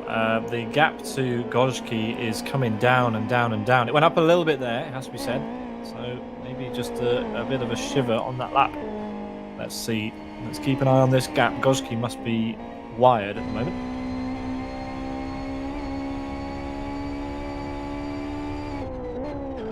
But you have to say, this race is Leo's to lose. He's been on pace all afternoon. He got pole position in stunning fashion, led it away from the line. He's driven an almost faultless race. He only lost the lead a couple of times at the restarts, and he just drove away at every other point from there on. It does appear as though he's opening the gap ever so slightly. A little bit of opposite lock there for Gojki. Not ideal through the final corner, where you want as smooth as an exit as possible. Up to start finish, we will get another update of that gap as he comes across start finish. 1.8 seconds, so ebbing and flowing. Top 3 within a 10th. Amazing consistency. But yeah, I think Donny is putting on a hell of a show today. That is a really nice drive from him, if he can keep it there. But Leo, absolute class of the field so far, the Argentinian driver. Could be the first podium of this season for not only Jaroslav Denalik, if he somehow gets around the cars in front of him, but also for Ian Donny. Yeah. Currently, his best finish was a 4th position. Well, he's done a brilliant job today, and everybody who's been watching can see that. Currently in P3. And who knows if Gojki's tyre does in fact deflate on him, if it is thin. You'd be amazed if these guys didn't lock up the fronts going into the hairpin, Thilo, at least a couple of times this race. Yeah, it would be a remarkable drive. Here comes Leo across start finish, then it's Gojki and then Ian Donny. That's the top 3. There's a bit of a gap between them and our 4th place driver, Jaroslav Donlik, but he will just be sat there ready to pick up the pieces if anything ahead happens. I'm sure he would love that podium. But yeah, it does look like Leo is just managing the pace a little bit here, Thilo. The gap is coming down, but he looks comfortable. Last lap, about 2/10 lost to Gojki. Ian Donny with some mistake because he lost about 3/10 to both cars in front of him.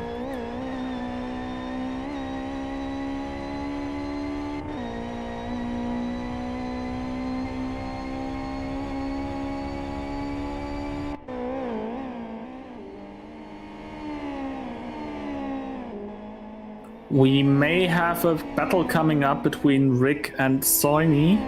Currently they are a second apart from one another, but Rick is losing pace. Yeah, I mean, no disrespect to Soini, but I don't actually remember the last time I saw an aggressive overtake from the man. You know, he's one of those drivers who is a little bit overcautious at times. Will he want to go for the move? Will Rick just give him the place? Let's see. Battle for P5 is hotting up with 3 laps to go. Timu, dig deep and get that place. Gojki again faster than Leo, but with 3 laps to go, the difference may not be enough until the checkered is shown by the race administration tonight.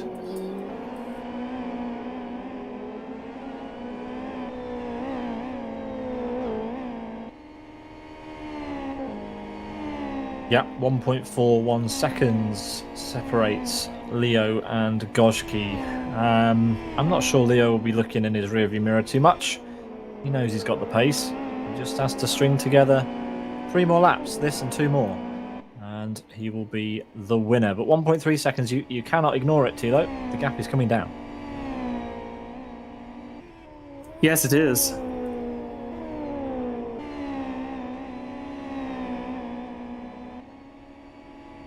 What a track, though. Town course in the NGTs.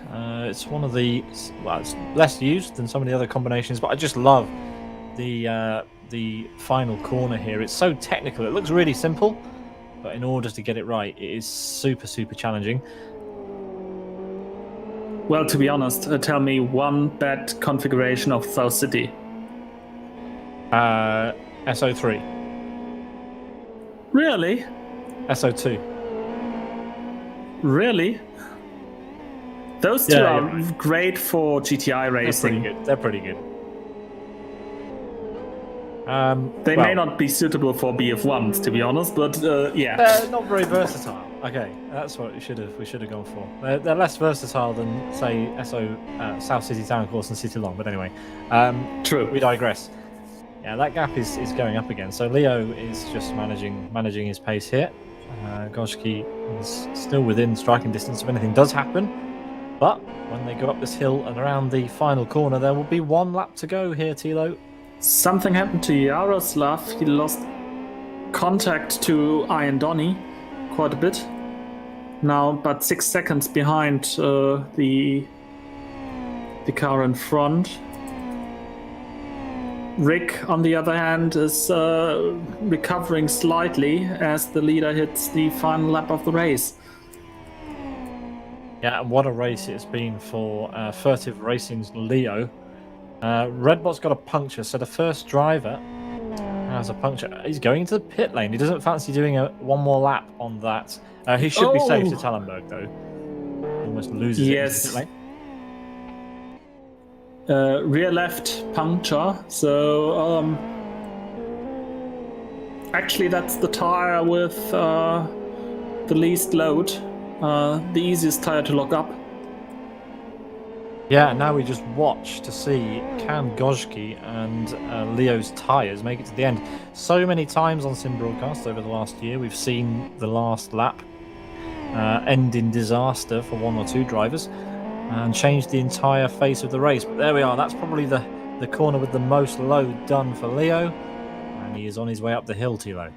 Most load, the final corner also stresses the front right tire, which is the thinnest on those cars, but it looks like they are safe. Wow, what a drive. Thilo, take us to the line. Leo is coming around the final bend. He is facing Kapunen, who is braking to not do another lap. Leo with a great finish from pole position to victory lane. After 1 hour, 20 minutes, 2 seconds, 42, he is the winner of the 16th round of GTR Monday. But, Gotchki with a puncture. Oh, wow. Wow, he couldn't have timed that any better. Gemini comes home in 7th. The top XFR, the number 95 MRC car there. Yeah. Excellent race for him. Disnashi's hit the wall with a left front puncture, or right front puncture, should I say. So his race ends in the wall, but he will pick up top 10 because Kaupanen is behind him in 11th. Who else have we got to talk about? Here comes Redbot after serving a pit stop to repair his damage. He finishes in P number 8. That is all the drivers, Thilo. We have a result. Yes, and quite remarkably, after both cars have been spread throughout the grid, it is UFR dominance in the end, with Furtive Racing's Leo winning the 16th round of GTR Monday. Second position, Gotchki, who is closing up the gap to championship leader Vitautas Lacunas, who was not around tonight. Ian Donny in third position, his first podium this season. Fourth position, Jaroslav Donolik. He is, fourth position in front of Roda Preza's Rick, 98. Sixth position with a quiet but solid race from Timo Soini for World Class Lions. Gemini, the best XFR, in seventh position with Redbot and Tallenberg fellow XFR drivers in 8th and 9th. 10th position, Desnache in the UFR, and Kaupinen in 11th, deciding to not drive another lap around this track and quickly leaving the server with the winner just crossing the line. Then we have lost a couple of cars. Hautanen, 11 laps down. Mandula in a very weird incident. We don't know what happened there. Classified as 13th with 16 laps down. The MRC drivers, Pedro and Kik, 19 and 36 laps respectively. We also lost Hachiroku and Marth55 36 laps ago, which was a rather strange incident. RY 37 laps down, and Jose, after really strong performance, suddenly put out of the race by 2 flips, the final one being the one ending his race. Thanks for the rundown, Thilo. Fastest lap going to Leo, a 1:20.06. Can't be stressed enough how fast that is in race conditions. Great racing from him. That's just 2/10 away from his qualifying lap. Epic stuff. And here we can see just behind the shot the 3 drivers who took the podium today. In the middle, you've got Furtive Racing's Leo, who drove a pretty faultless race, it has to be said, other than the times that we saw. Gojki, who finished in second to his left there for Conquest Racing, just getting him at the restarts after the safety cars too there. And it could have been something more for him, especially seeing how even they were at the late stages of their tire life and their stints. If he stayed ahead at one point or the other, he might have been the one winning the race.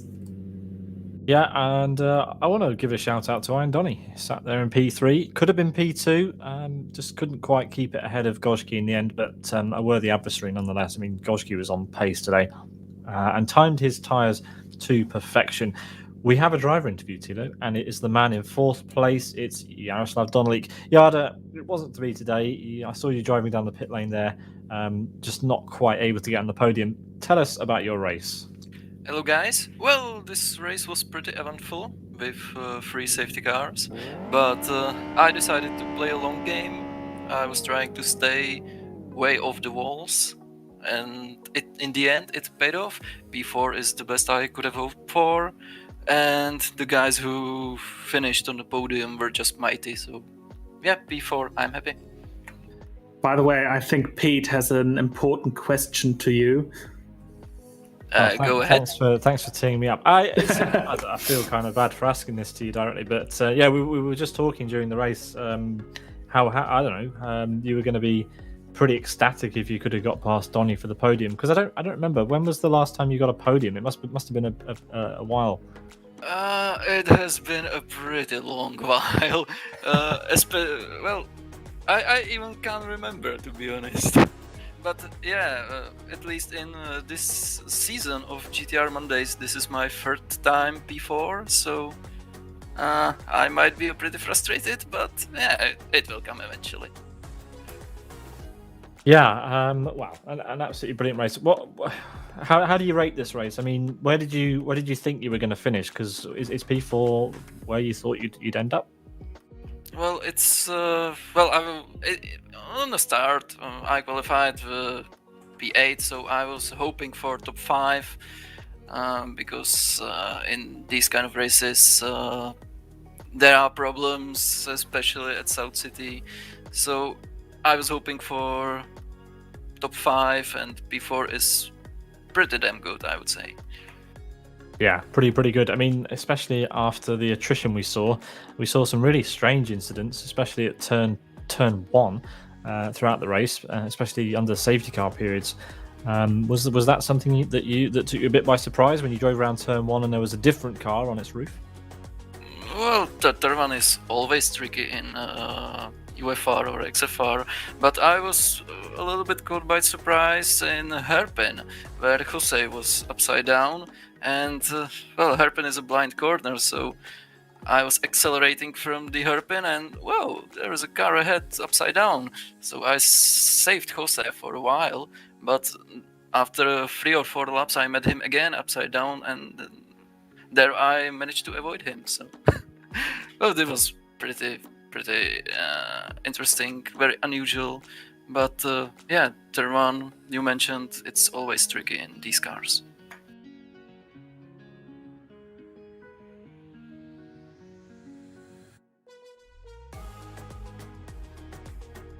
Thanks for talking to us, Yada. Always great to have you in the commentary box with us to have a few words. So yeah, thanks very much for that. Thilo, have you got anything else you want to say to Yada? Well, just congratulations to your 4th place finish, even though it's just the tin medal. I think it was a race of nutrition, and you managed to get the car home in one piece and had some battles on the way. So yeah. Thanks, guys. Cheers, Yada. See you again next time.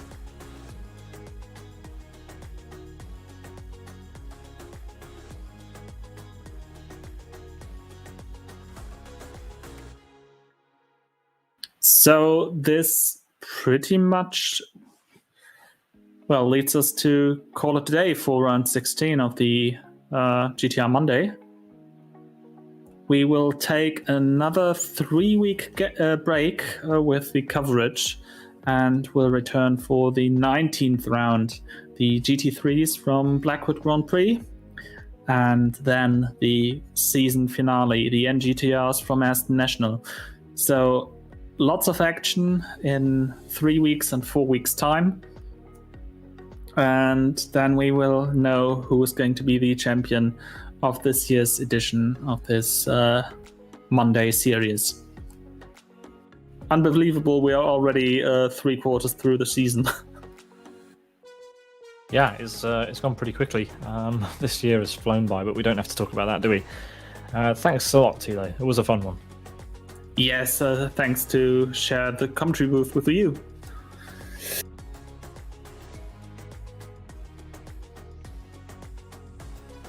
So, what's left to say is good night to everyone.